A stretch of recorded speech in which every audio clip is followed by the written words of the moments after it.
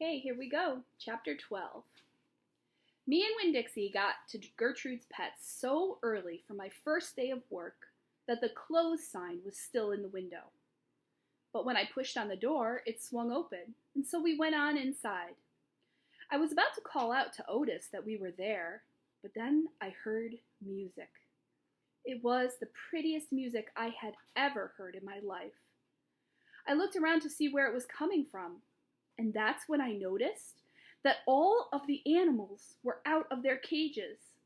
There were rabbits and hamsters and gerbils and mice and birds and lizards and snakes, and they were all just sitting there on the floor like they had turned to stone.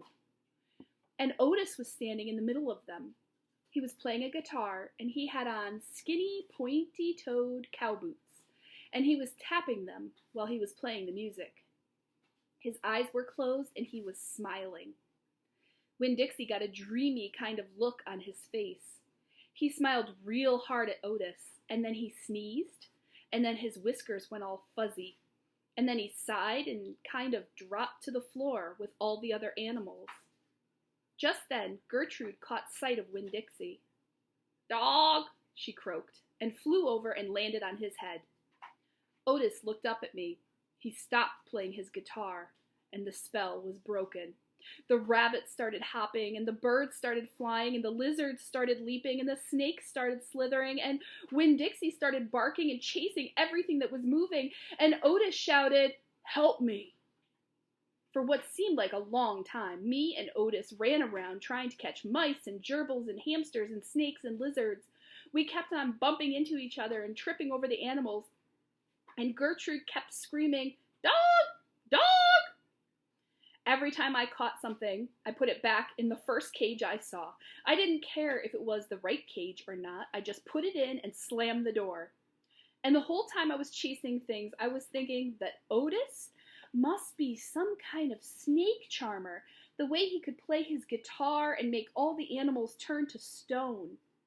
And then I thought, this is silly. I shouted over Winn-Dixie barking and Gertrude yelling. I said, "Play some more music, Otis."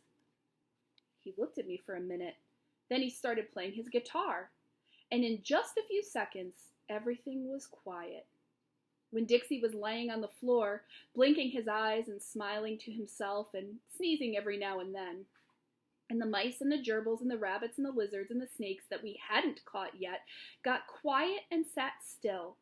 And I picked them up one by one and put them back in their cages. When I was all done, Otis stopped playing. He looked down at his boots. "I was just playing them some music.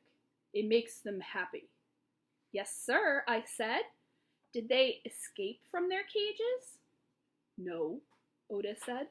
"I take them out. I feel sorry for them being locked up all the time. I know what it's like being locked up." "You do?" I said. "I have been in jail," Otis said. He looked up at me real quick and then looked back down at his boots. "You have?" I said. "Never mind," said Otis. "Aren't you here to sweep the floor?" "Yes, sir," I told him. He walked over to the counter and started digging through a pile of things, and finally he came up with a broom.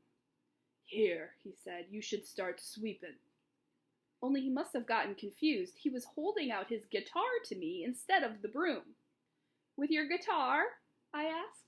He blushed and handed me the broom, and I started to work. I am a good sweeper.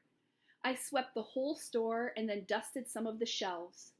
The whole time I worked, Winn-Dixie followed me, and Gertrude followed him, flying behind him and sitting on his head and his back and croaking real quiet to herself, "Dog! Dog!" When I was done, Otis thanked me. I left Gertrude's Pets, thinking about how the preacher probably wouldn't like it very much that I was working for a criminal. Sweetie Pie Thomas was waiting for me right out front. "I seen that," she said. She stood there and sucked on her knuckle and stared at me. "Seen what?" I said. "I seen all them animals out of their cages and keeping real still. Is that man magic?" she asked. "Kind of," I told her. She hugged Winn-Dixie around the neck. Just like this grocery store dog, right? Right, I said. I started walking, and Sweetie Pie took her knuckle out of her mouth and put her hand in mine. Are you coming to my birthday party? She asked. I surely am, I told her. The theme is pink, she said. I know it, I told her. I gotta go, she said all of a sudden. I gotta go home and tell my mama about what I seen. I live right down there in that yellow house. That's my mama on the porch. You see her? She's waving at you.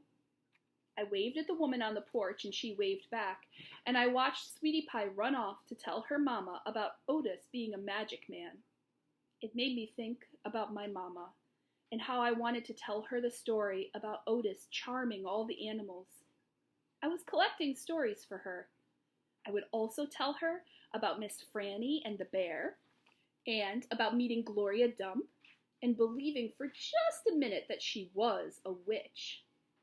I had a feeling that these were the kind of stories my mama would like, the kind that would make her laugh out loud, the way the preacher said she liked to laugh. Chapter 13. Me and Winn-Dixie got into a daily routine where we would leave the trailer early in the morning and get down to Gertrude's Pets in time to hear Otis play his guitar music for the animals. Sometimes Sweetie Pie snuck in for the concert, too. She sat on the floor and wrapped her arms around Winn-Dixie and rocked him back and forth like he was a big old teddy bear. And then, when the music was over, she would walk around trying to pick out which pet she wanted. But she always gave up and went home, because the only thing she really wanted was a dog like Winn-Dixie. After she was gone, I would sweep and clean up and even arrange some of Otis's shelves, because he did not have an eye for arranging things, and I did. And when I was done, Otis would write down my time in a notebook that he had marked on the outside. 1 red leather collar, 1 red leather leash. And the whole time, he did not in any way ever act like a criminal. After working at Gertrude's Pets, me and Winn-Dixie would go over to the Herman W. Block Memorial Library and talk to Miss Franny Block and listen to her tell us a story. But my favorite place to be that summer was in Gloria Dump's yard. And I figured it was Winn-Dixie's favorite place to be too, because when he got up to the last block before her house, Winn-Dixie would break away from my bike and start to run, for all he was worth, heading for Gloria Dump's backyard and his spoonful of peanut butter. Sometimes Dunlop and Stevie Dewberry would follow me. They would holler, "There goes the preacher's daughter visiting the witch." "She's not a witch," I told them.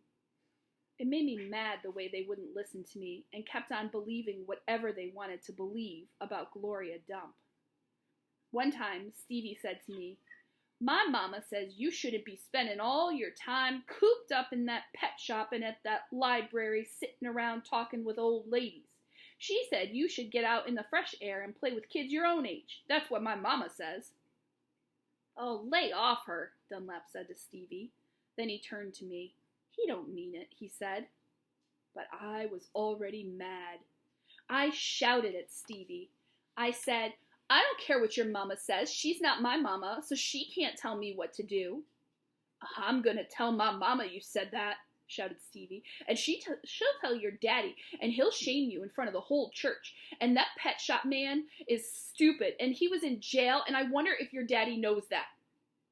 "Otis is not stupid," I said, "and my daddy knows that he was in jail." That was a lie, but I didn't care. "And you can go ahead and tell on me if you want, you big bald-headed baby." I swear, it about wore me out yelling at Dunlap and Stevie Dewberry every day. By the time I got to Gloria Dump's yard, I felt like a soldier who had been fighting a hard battle.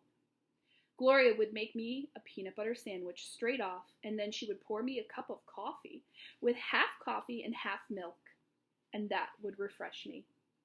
"Why don't you play with them boys?" Gloria asked me. "Because they're ignorant," I told her. "They still think you're a witch. It doesn't matter how many times I tell them you're not." "I think they're just trying to make friends with you in a roundabout way," Gloria said.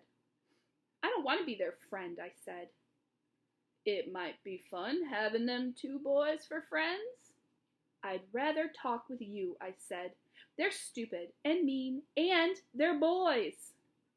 Gloria would shake her head and sigh, and then she would ask me what was going on in the world, and did I have any stories to tell her, and I always did. Chapter 14. Sometimes I told Gloria the story Miss Franny Block had just told me, or I imitated Otis tapping his pointy-toed boots and playing for all the animals, and that always made her laugh. And sometimes I made up a story, and Gloria Dump would listen to it all the way through from beginning to end. She told me she used to love to read stories, but she couldn't anymore because her eyes were so bad. Can't you get some really strong glasses? I asked her. Child, she said, they don't make glasses strong enough for these eyes. One day, when the storytelling was done, I decided to tell Gloria that Otis was a criminal. I thought maybe I should tell an adult about it, and Gloria was the best adult I knew. Gloria, I said. Mm-hmm, she said back. You know Otis? I don't know him, but I know what you tell me about him. Well, he's a criminal. He's been in jail. Do you think I should be afraid of him? What for? I don't know, for doing bad things, I guess, for being in jail. Child, said Gloria, let me show you something. She got up out of her chair real slow and took hold of my arm. Let's the two of us walk all the way to the back of this yard. Okay, I said. We walked and Winn-Dixie followed right behind us. It was a huge yard, and I had never been all the way back in it. When we got to a big old tree, we stopped. Look at this tree, Gloria said. I looked up. There were bottles hanging from just about every branch. There were whiskey bottles and beer bottles and wine bottles, all tied on with string. And some of them were clanking against each other and making a spooky kind of noise. Me and Winn-Dixie stood and stared at the tree, and the hair on top of his head rose up a little bit, and he growled deep in his throat. Gloria Dump pointed her cane at the tree. What do you think about this tree? I said, I don't know. Why are all those bottles on it? To keep the ghosts away, Gloria said. What ghosts? The ghosts of all the things I'd done wrong. I looked at all the bottles on the tree. You did that many things wrong? I asked her. Mm-hmm, said Gloria. More than that. But you're the nicest person I know, I told her. Don't mean I haven't done bad things, she said. There's whiskey bottles on there, I told her, and beer bottles. Child, said Gloria Dump, I know that. I'm the one who put 'em there. I'm the one who drank what was in 'em. My mama drank, I whispered. I know it, Gloria Dump said. The preacher says that sometimes she couldn't stop drinking. Mm-hmm, said Gloria again. That's the way it is for some folks. We get started and we can't stop. Are you one of those people? Yes, ma'am, I am, but these days I don't drink nothing stronger than coffee. Did the whiskey and beer and wine, did they make you do the bad things that are ghosts now? Some of them, said Gloria Dump. Some of them I would have done anyway, with alcohol or without, before I learned. Learned what? Learned what is the most important thing. What's that? I asked her. Well, it's different for everyone, she said. You find out on your own. But in the meantime, you got to remember you can't always judge people by the things they've done. You got to judge them by what they are doing now. You judge Otis by the pretty music he plays and how kind he is to them animals, because that's all you know about him right now. All right? Yes, ma'am, I said. And them Dewberry boys, you try not to judge them too harsh either, all right?